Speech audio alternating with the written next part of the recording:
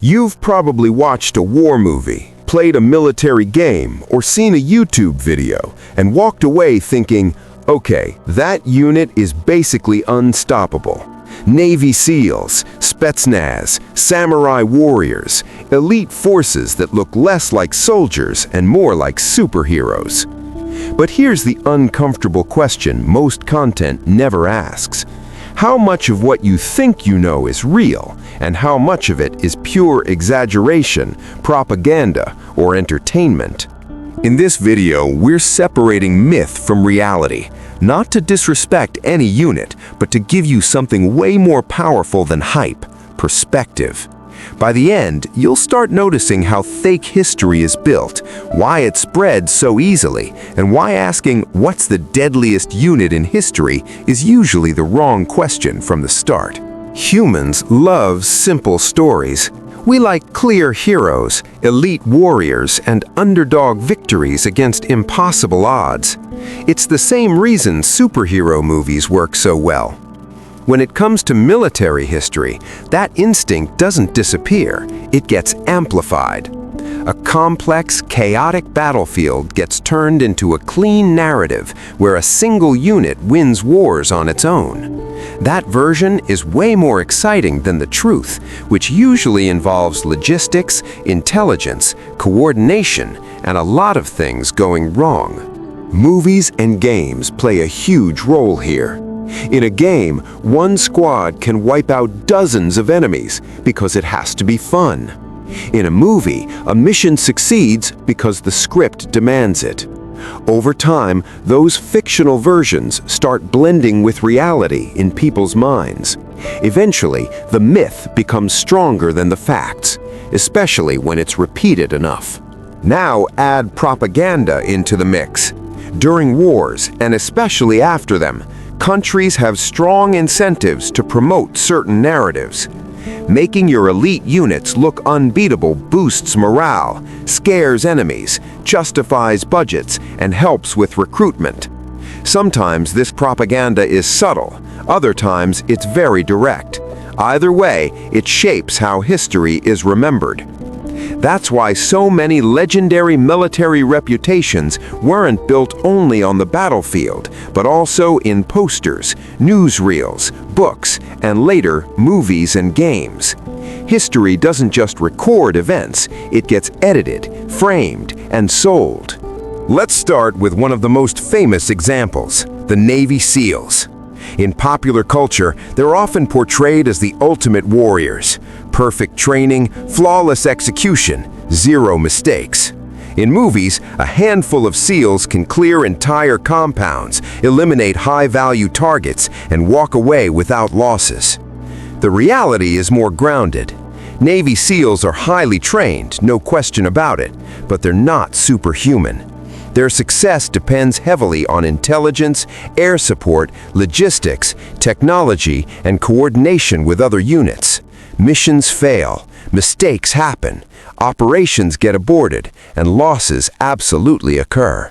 What turns the SEALs into a near-mythical force is repetition. Hollywood loves them. Games feature them constantly. Media coverage focuses on successful missions and stays quiet about failures. Over time, the public stops seeing them as a specialized tool within a massive system and starts seeing them as the system itself. That's where the exaggeration lives. Now let's talk about Spetsnaz. If the Navy SEALs are Hollywood's favorite heroes, Spetsnaz are often portrayed as their dark, terrifying counterpart. During the Cold War especially, Western media painted them as ruthless, silent, and nearly unstoppable. The mystery surrounding them made that image even stronger. But Spetsnaz isn't one single unit. It's an umbrella term covering multiple groups with very different roles, training levels, and effectiveness.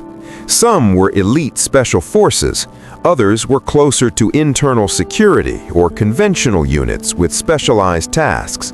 Lumping them all together creates an illusion of uniform excellence that simply didn't exist. The fear factor played a huge role here. When information is scarce, imagination fills the gaps. Western narratives often exaggerated Spetsnaz capabilities because it made the enemy seem more formidable, and that served political and military agendas. The result is a reputation built as much on mystery and fear as on actual performance. Historical units face the same problem, sometimes even worse.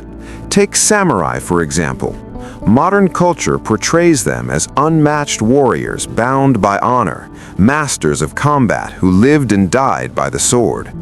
While samurai were skilled fighters within their historical context, that image ignores a lot of reality.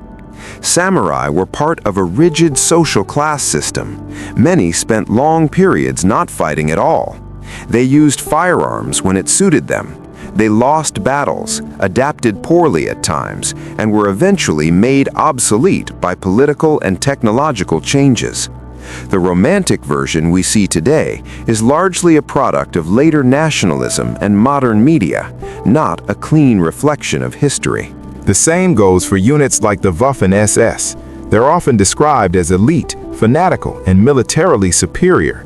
In reality, their effectiveness varied wildly.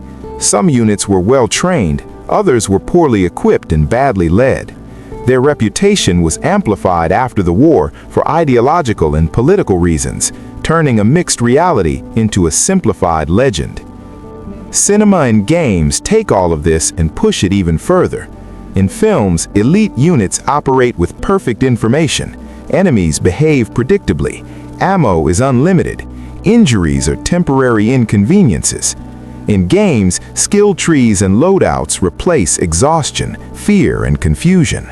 That doesn't make these mediums bad, it makes them fictional. The problem starts when people unconsciously use those fictional rules to judge real history. Real combat is slow, messy, and uncertain.